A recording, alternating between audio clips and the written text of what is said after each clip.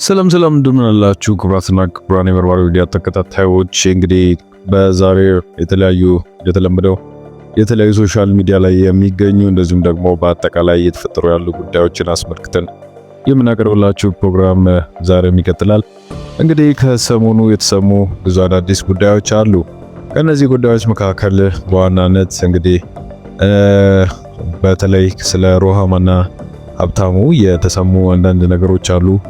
ሁለቱ ሰዎች ድጋሚ ተገናኝተው የፍቅር ግንኙነታቸውን አድሰዋል። ከዛ በተረፈ የጋብቻ ጥያቄም አቅርቦላት ለመጋባት ፕሮፖዝ ተደራርገዋል።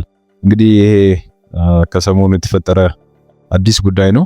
ስለዚህ ሐሳብ የተነሱ አንዳንድ አስተያየቶች አሉ። እነሱን የምንመለከት ነው የሚሆነው። ሌላው ደግሞ እንግዲህ ከሰሞኑ የተነሳ አዲስ አጀንዳ አለ። በተለይም ጋዜጠኛ ሶፎንያስን አብዛኞቻችሁ የምታውቁት ነው። እንግዲህ ጋዜጠኛው በአዲስ መልኩ ህይወት ጀምሯል። በተለይ እግረኛው ሚዲያ ላይ ከቀረበና ከደረሰበት ትችት እንደዚሁም ጉርምርምታ በኋላ አብዛኛው ሰው ስለዚህ ጋዜጠኛ ብዙ ነገሮችን እያለ ነበረ። ከዛ በኋላ እንግዲህ እንደምታውቁት ጋዜጠኛው በአዲስ ነገር ብቅ ብሏል።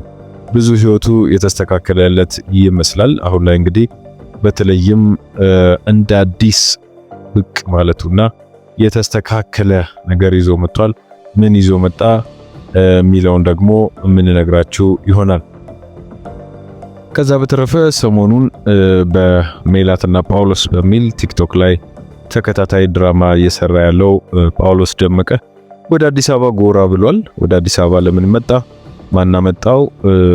ስለሱስ እየተነሱ ያሉ አስተያየቶች ምንድናቸው የሚለውን በስፋት እንነግራችኋለን። በዚህ በጳውሎስና ሜላት ላይ አንዳንድ ኢሰባዊ የሚመስሉ ነገሮች እየተፈጸሙ ነው። ምንድናቸው?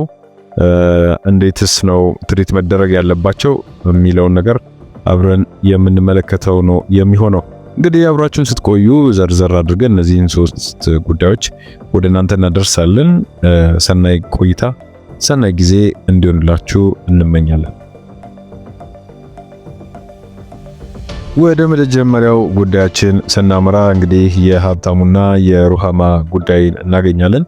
የሀብታሙና የሩሃማ ጉዳይ በአብዛኛው እንግዲህ ሚዲያ ላይ ከቀረቡ በተለይም ሰይፉ ሾው ካቀረባቸው በኋላ መነጋገሪያ ሆኖ አብዛኛው ሰው ለሁለት ተከፍሎ ሲሟገትበት የቆየ ጉዳይ እንደነበረ አብዛኞቻችሁ የምታስታውሱት ነው። እንግዲህ የሀብታሙ ለሩሃማ አንድ ኩላሊቱን በመስጠት ህይወቷን እንደታደገላት ትራንስፕላንቱም ተሰርቶ እስኪያልቅ አብሯት እንደነበረና የፍቅር ጓደኛው እንደነበረች ከዛ በኋላ በአንዳንድ አግባብ ባልሆኑ ባህሪዎቿ ምክንያት ከሱ ጋር መቀጠል እንዳልቻለች ከዛ በኋላ መጨረሻ ላይ ጥላው ወደ ቤተሰቦቿ እንደሄደች የነበረውን ታሪክ እንግዲህ በደንብ በሰፊው የምታስታውሱት ነው። እንግዲህ ይህንን ታሪክ እንደ መማሪያ ይሆናል ብሎ በተለይም የሩሃማንና የሀብታሙን ግንኙነት በጥልቀት የሚያውቅ ከዛም በኋላ የሩሃማን ሕክምና አብሮ ሲያስተባብር የነበረ በገንዘብ ድጋፍ ውጭ ከሚኖሩ ኢትዮጵያኖች ጭምር ሲያደርግ የነበረ አንድ ሰው እንግዲህ ይህንን ጉዳይ ለሰይፉ ይነግረውና ሰይፉ አስተማሪ የፍቅር ታሪክ ነው በሚል ወደ ሚዲያ አምጥቶ ሩሃማን እንዳስተዋወቃት እና አጠቃላይ ጉዳያቸው በዛ መልኩ ወደ ሚዲያ ግልጽ እንደሆነ ታስታውሳላችሁ። ከዛ በኋላ ይህ ነገር ከተደረገ በኋላ ሀብታሙ በግል የቲክቶክ አካውንቱ ብቅ ብሎ የተደረገው ነገር አግባብ አይደለም፣ እኔ ስለምንም ጉዳይ የማቀው ነገር የለም፣ እሷ እንደረበሸችኝ እንጂ የማቀው በዚህ እሷ በገለጸችው መልኩ የተስተካከለ የፍቅር ግንኙነት አልነበረንም። ከዛ በኋላም ጥላኝ ሄዳለች። አሁንም ከኔ ጋር አይደለም ያለችው። የዋልኩላትን ውለታ ዘንግታ ገደል ጥላ ከታኛለች፣ በድላኛለች፣ ብዙ ነገር አርጋኛለች እያለ በቲክቶክ አካውንቱ ተናገረ። ከዛ በኋላ እሱም በብቸኝነት ቤቱ እየኖረ እንደሆነ ከቤተሰቦቹ ይልቅ እሷን በመምረጡ ምክንያት የደረሰበት ብዙ ጉዳት እንዳለ ቤተሰቦቹ እንዳገለሉት ጓደኞቹ እንደተቹት እንደሰደቡትና ከሱ ጋር መሆን እንደማይፈልጉ እንደነገሩት ይህም ደግሞ በሷ ምክንያት የተፈጠረበት እንደሆነ በተደጋጋሚ እየወጣ ተናገረ። ከዛ በኋላ እንግዲህ እንደምታስታውሱት ሰይፉ ፋንታውን እሱንም በግል ለማግኘት ሞከረ። ቀረጻ ለማድረግ እና ከሷ ጋር ያላቸው ግንኙነት እንዲሻሻል ብዙ ጥረቶችን አደረገ። ብዙ የትዳር አማካሪ እነ ፓስተር ቸሬን ጨምሮ ብዙ ሰዎችን ሚዲያው ላይ አብሮ በማቅረብ እንዲያስተካክሉ ግንኙነታቸው እንዲስተካከል ለማድረግ ሞከረ። ከዛላ አልተቻለም። እሷም ይቅር እንዲላት ብዙ ተማጸነችው፣ ተንበርክካ ለመነችው በሕዝብ ፊት። በፍጹም አላደርገውም፣ አንቺ ክደሽኛል፣ ካንቺ ጋር ህይወት በፍጹም አይቀጥልም ሲል ነገራት በተደጋጋሚ። በእርግጥ እኔ ይቅር ብዬሻለሁ፣ ነገር ግን ካንቺ ጋር ህይወት ይኖረኛል ብዬ ወደፊትም አላስብም፣ አብረሽኝ እንድትሆኝም አልፈልግም በሚል በሰይፉ ሾው በቀጥታ በሚተላለፍ ፕሮግራም ቅሬታውን ገለጸ። ከዛ በኋላ እንግዲህ እንደተለያዩ ነው የሚታወቀው። እሷም ወደ ቤተሰቦቿ አዳማ ተመለሰች። እሱም እንግዲህ የግል ህይወቱን ቀጠለ ማለት ነው። እንግዲህ በመሃል ሀብታሙ ከተለያዩ ዲያስፖራዎች ጋር ቲክቶክ ላይቭ ላይ እየገባ ይገናኝ ነበረ። ስለ ትዳሩ፣ ስለ ህይወቱ፣ ስለ ወደፊት ላይፉም በቀጥታ ብዙ ጉዳዮችን እያነሳ ይወያይ፣ ይጫወት ነበረ። ብዙ ሴቶችም አዝነውለት እንዳንተ አይነት አፍቃሪ ወንድ ማግኘት እጅግ ከባድ በሆነበት ዘመን እንዴት ሩሃማይን ታደርጋለች በሚል እሷን ሲተቹ ነበረ በአብዛኛው የሚስተዋለው። በመሃል እንግዲህ እንደ ሰበር መረጃ አዲስ ፍቅረኛ ይዞ ታየ። እሷም ፌስቡክ ላይ ብዙ ኢንስታግራም ላይ ፎቶዎችን መልቀቅ ጀመረች። ሀብታሙ አዲስ ጓደኛ እንደተዋወቀና ከሷ ጋር መኖር እንደጀመረ ተነገረ። እሱም በይፋ አብሬ መኖር ጀምሬያለሁ አለ። ያ ነገር ብዙዎችን በተለይ ልቡን ይጠግናል በሚል ለሱ የተደሰቱ ነበሩ። ይህንን ማድረጉ ትክክል ነው፣ ትክክል አይደለም የሚታወቅ ነገር የለም። ከዛ በኋላም ረጅም ይቀጥላል ተብሎ የታሰበው ግንኙነታቸው በመሃል እንደተቋጨና ተመልሶ እንግዲህ ከሩሃማ ግንኙነት እንደጀመረ በጭምጭምታ ደረጃ ሲወራ ቆይቶ ነበረ። እንግዲህ ከሰሞኑ ደግሞ በአዲስ መልኩ የቀረበው ነገር ምንድነው? ሩሃማና ሀብታሙ ጀምሮት የነበረው የእርቅ ፕሮሰስ ተሳክቶ ሁለቱም ይቅር ተባብለው እንደ አዲስ ህይወትን ጀምረዋል ማለት ነው። በእርግጥ ይሄ በአብዛኞቻችን ዘንድ ደስታን የፈጠረ ነገር ነው። ምክንያቱም ሰው ሲታረቅ እና ወደ ግንኙነት ተመልሶ ሲገባ የሚያስደስት ነገር ነው። በቄስ በመነኩሴ ተለምነው ታርቀዋል፣ ህይወታቸውንም እንደ አዲስ ጀምረዋል ማለት ነው። ይህ መልካም ነገር ቢሆንም ግን አንዳንድ ጥያቄዎች ሊነሱ ይገባል ብለን እናምናለን። ምክንያቱም እንደ ህዝብ ኢንቮልቭ እንድናረግበት እንድንገባበት የተፈቀደ ጉዳይ ነው። ምክንያቱም ወደ ሚዲያ አምጥተው አብዛኛው ሰው የጉዳዩ ባለቤት ሆኗልና እንደ ማህበረሰብ እንደ ሀገር የጉዳዩ ባለቤት ስለሆነው ህዝብ መናቅ የለበትምና አንዳንድ ጥያቄዎች ማንሳት አለብን። ምክንያቱም እንደዚህ አይነት ነገሮች ስለ ሚዲያ እውቅና ስለ ገንዘብ ተብለው የሚደረጉና የሚሰሩ ከሆኑ ወደፊትም ተጠያቂነት እንዲሰፍንባቸው ማህበረሰብ እንዲማርባቸው ለማድረግ መነሳት ያለባቸው ጥያቄ መነሳት አለበት። አንደኛ ይህ ግንኙነት ከተቋረጠ በኋላ ምንድነው ሲከናወን የነበረው? ሁለቱ ጠላት እንደሆኑ እንደማይታረቁ አብዛኛው ህዝብ ያቅ ነበረ። በመሃል ተጀምሮ የነበረው የፍቅር ግንኙነት ምን ደረሰ? ለምን በዛ ደረጃ በሚዲያ እንዲተዋወቅ ተደርጎ እንደገና ደግሞ በየወሩ የሚቀያየር ላይፍን ወደ ሚዲያ እያመጡ ማስጣቱ ጥቅሙ ምንድነው የሚለው አንደኛው ጉዳይ ነው። ሌላው ሲጣሉም ሲታረቁም ሚዲያ ላይ ይሄን ያህል የሚጮህበት ምክንያት እኔ አይገባኝም። ምክንያቱም ይሄ የሚያሳድረው ተጽዕኖ ከፍተኛ ነው። በተወሰነ ስክሪፕትና ድራማ እየተደረሰ ከዚህ በኋላም እዚህ ህዝብ ላይ መቆመሩ ሊቀጥል ነው ወይ? ሌሎችም እንደዚህ አይነት ህይወት እየሰሩ የፌክ የሚሆን የእውነት እየመጡ በሚዲያ ፍረዱኝ እያሉ ሊቀርቡ ነው ወይ? ይሄ ነገር ፈር መያዝ አለበት። አንደኛ ሚዲያዎች የምታቀርቧቸውን ሰዎች በአግባቡ ማወቅና መመርመር አለባችሁ። ሁለተኛ ሰይፉን የሚያክል ትልቅ ሰው እና ኢቢኤስን የሚያክል ትልቅ ሚዲያ እንደዚህ አይነት ጉዳዮችን ይዞ ሲመጣ ጥልቅ የሆነ ምርመራና ጥልቅ የሆነ ዘገባዎችን አጣርቶ መረጃዎችን አጣርቶ እውነታን ብቻ ነው ለህዝብ ማቅረብ ያለበት እንጂ እንደዚህ አይነት ሞኪዩሜንተሪ የሆኑ ለዶክመንተሪ እንኳን የማይሆኑ ታሪኮችን እያመጡ ህዝብን መሸወድ ማታለል በቃ ይገባል ብዬ አስባለሁ። ከዛ በተረፈ እንግዲህ ሁለቱ ቲክቶክ ላይ ሰሞኑን በደንብ እያየናቸው ነው። ፕሮፖዝ ተደራርገዋል። እንግዲህ ወደ ትዳር የሚያመሩ ይመስላሉ። ለነሱ እኛ ደስተኞች ነን። ነገር ግን ከዚህ በኋላም ላለው ጉዳይ እያንዳንዱን ኢሹ ወደ ሚዲያ እያመጡ አጀንዳ ከማድረግ እንዲቆጠቡ ነው ከወዲሁ መናገር የምንፈልገው። እንግዲህ ለራሳቸው ህይወት መሳካት ሲባል አብዛኛውን የቤትና የውስጥ ጓዳ ጎድጓዳቸውን ወደ ራሳቸው ደብቀው መያዝ ያለባቸው ነው የሚመስለኝ። ምክንያቱም ምላሱም የሰው አይንም አይ ቲንክ ጥሩ ነው ብዬ አላስብም። ቲክቶክ ላይ እንግዲህ ከሷም ጋር ከሱም ጋር የሚያደርጉት ግንኙነት በየቀኑ ሼር ያደርጋሉ። አብዛኛው ሰው ያያቸዋል። መልካም ነው። ነገር ግን ከዚህ በኋላ ሊሚትድ የሆነ የሚዲያ ኮንታክት እንዲኖራቸው እንመክራለን ማለት ነው። እንግዲህ ለነሱ መልካም ጋብቻ፣ መልካም ህይወት እንዲሆንላቸው እንመኛለን። ሚዲያዎቻችን ግን ትውልድን ከሚያበላሽ ጠንቅ ከሚሆን መርዝን ከሚረጭ ፕሮግራሞች እንድትጠነቀቁ፣ የምታቀርቧቸውን ሰው በአግባቡ እንድትመረምሩ፣ ከዛ በተረፈ ለትውልድ የሚበቃ ታሪክ እንድታቀርቡ እንጂ የማንም ሰው ጉዳይ የመጣ አጀንዳ እንዲሆን ስለማንፈልግ እዚህ ላይ ትኩረት አድርጋችሁ እንድትሰሩ በአክብሮት እንጠይቃችኋለን። ለትውልድ ለሀገርና ለመጪ ጄኔሬሽን ሲባል ማለት ነው። ወደ ሁለተኛው ጉዳይ እንግባ። ስለ አቤልና ጳውሎስ እናወራለን። ስለ ጳውሎስ ደመቀና ስለ ሜላት ድራማ ነው የምናወራው። እንግዲህ ይህ ጉዳይ በተለይ አብዛኞቻችን ቲክቶክ ላይ ጳውሎስ ደመቀን ማያውቅ የለም። ጳውሎስ ደመቀ ብዙ ጉዳዮችን እንግዲህ በፈኒ መልኩ እየሰራ ለሰዎች ሲያቀርብ የነበረ ልጅ ነው። አሁን ላይ ደግሞ ተከታታይ የቲክቶክ ድራማ እየለቀቀ ሰዎችን በሚያዝናናው አክቲንጉ እንግዲህ እያዝናና በፓርት እየለቀቀ በዩቲዩብ እና በቲክቶክ ታዋቂነትን ያገኘ ልጅ ነው። በእርግጥ ጳውሎስ በዚህ ደረጃ ይሆንልኛል ብሎ የጀመረው አይነት እንዳልሆነ ሲናገር ሰምተነዋል። እንግዲህ እንደ ክሬቲቪቲ እንደ ማዝናናት አብዛኛው ሰው እያየ ይዝናናበታል። ከዛ ያለፈ ነገር እንግዲህ ቲክቶክ ላይ ብዙ የሚያሳልፍ ሰው ለመዝናናት ኢንተርቴይንመንትን ፎከስ አድርጎ የሚገባ ስለሆነ እሱ ያንን የቲክቶኩን ማህበረሰብ እንግዲህ በመልካምም ይሁን በመጥፎ አሟልቷል ብለን እናስባለን። ያንን ነው እያደረገም ያለው።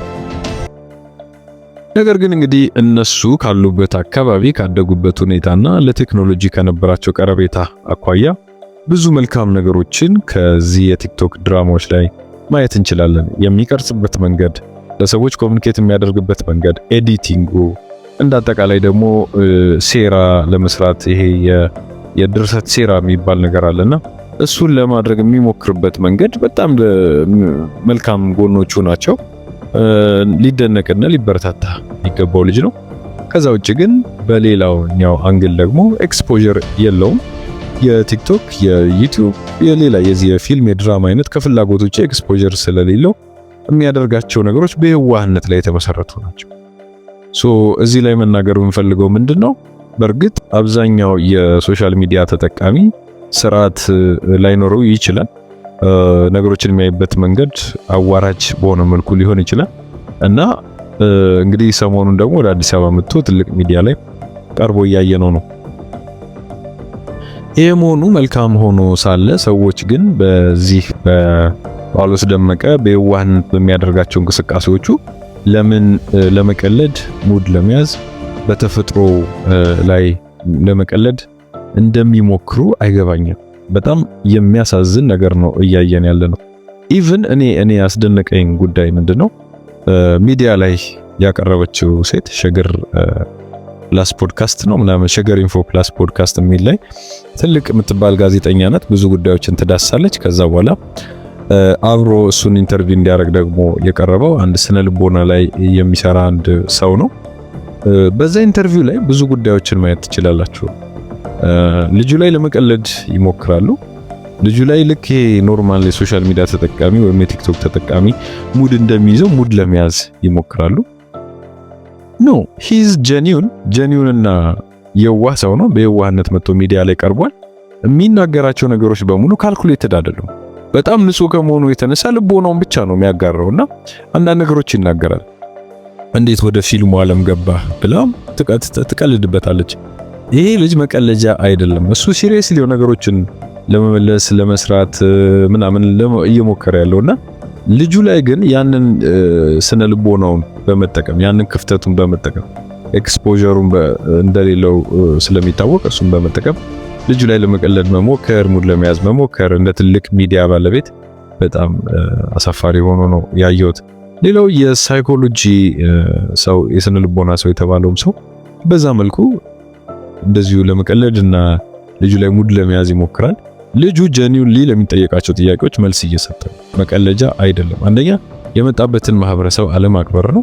ሁለተኛ ግልጽነትን፣ የዋህነትን እንደ ጅልነት የማየት ልጁ ምን ይላል? ለምሳሌ እኔ ለምን የኔ ድራማዎች እንደተወደዱ እኔ ላይ ለምን በጣም ፌመስን ሊያረጉኝ እንደፈለጉ አይገባኝም። ስቲል የማይገቡኝ ጥያቄዎች ናቸው እያለ ይናገራል። እጂ ጀኒውን በርግጥ አብዛኛው ሰው እንደ ፊልም ባለሙያ እንግዲህ ቢያየው ቶታሊ ፊልም የሚባለው ነገር የሚያሟላ ላይሆን ይችላል።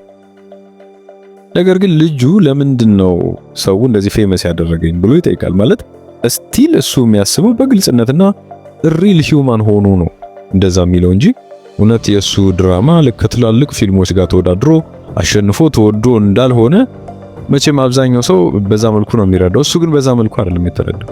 ከትላልቅ ፊልሞች እንኳን አብልጠው እኔንም ሲጠይቁ ግራ ይገባኛልና ስቲል አልገባኝም ንገሩኝ ይላል።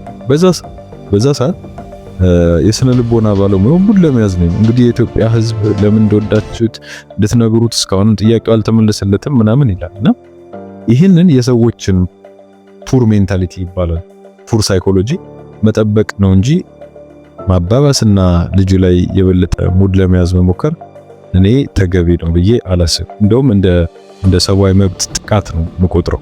ስለዚህ የልጁን የዋህነት እንደ ጅልነት፣ የልጁን ንጽህና እንደ ጅልነት መቁጠር አሳዛኝና አሳፋሪ ነው። የኛ መርዝነት፣ ክፉነት፣ በሴራ ጉንጎና የበላይነት መሆናችን እንደሱ ንጽህና ስለማይገባን ግዴታ እሱ እኛ የምናውቀውን ሁሉ አውቆ እንደኛ ብልጣብልጥ፣ እንደኛ ሴረኛ፣ እንደኛ እንትን ምንድነው ይሄ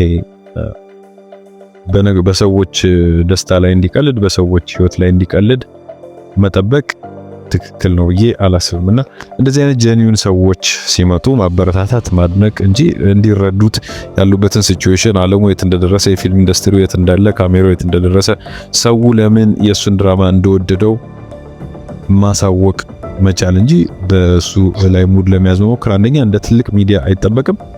እኔ ልጁን አታክ እንዳረግሽው ነው ማስበው። ይሄ ነገር በመስተካከል አለበት። አንድ ጥሩና ንጹህ ሰው ቢገኝ በዚህ ደረጃ ማዋረድ ማሸማቀቅ ትክክል ነው ብዬ አላስብም።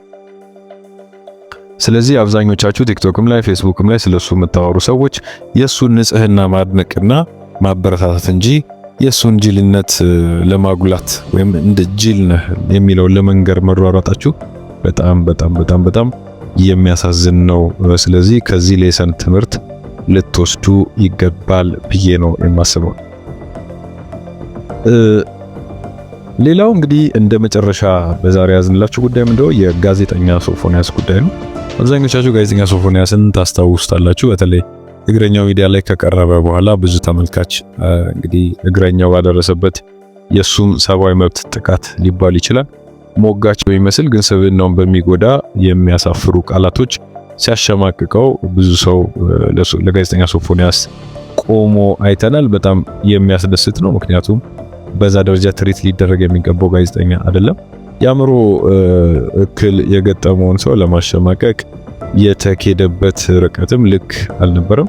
ስለዚህ ያንን አብዛኞቻችሁ ቆማችሁ ለልጁ መብት የታገላችሁበት ርቀት የሚያስደስት ሆኖ አግኝተናል። ስለዚህ በዚሁ እንደዚህ ለሰብአዊ መብት የምትቆሙ ሰዎች እንደዚሁ በርትታችሁ እንድትቀጥሉ ነው የምናሳስበው።